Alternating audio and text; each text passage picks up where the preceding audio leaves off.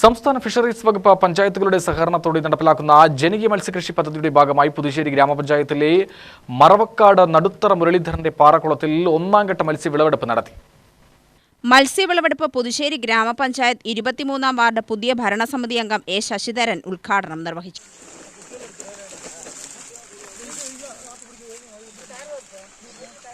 പഞ്ചായത്തിന്റെ 23-ാം വാർഡിൽ നടുത്തറയിലുള്ള ഉള്ളേറ്റിന്റെ പുറത്തു നിന്നും മത്സ്യകൃഷി വിളവെടുപ്പാണ് ഇന്നിവിടെ നടത്തിയിട്ടുള്ളത്.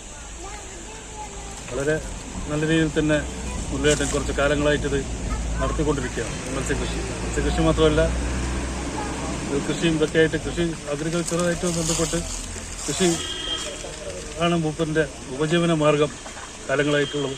പക്ഷേ ഈ മത്സ്യകൃഷി ഇനിയും വിപുലമായിട്ട് മൂപ്പർക്ക് ചെയ്യാൻ കഴിയട്ടെ എന്ന് മാത്രം പറഞ്ഞുകൊണ്ട് ഈ മത്സ്യകൃഷി വിളവെടുപ്പ് ഉദ്ഘാടനം ചെയ്തതായിട്ട് ഞാൻ അറിയാം.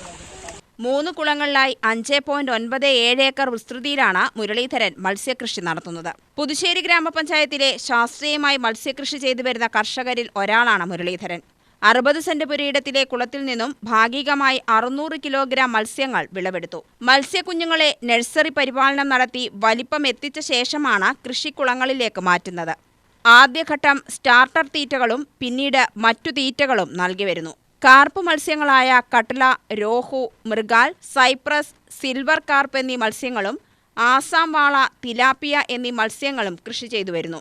Mannarkkad Matsyabhavan fisheries officer B Venugopalan, project കോർഡിനേറ്റർമാരായ K A Ajeesh, Kumari, K P Akhila, aquaculture promoter K R Moti, Puthussery കൃഷി ഓഫീസർ എം എൻ സുഭാഷ് എന്നിവർ പങ്കെടുത്തു.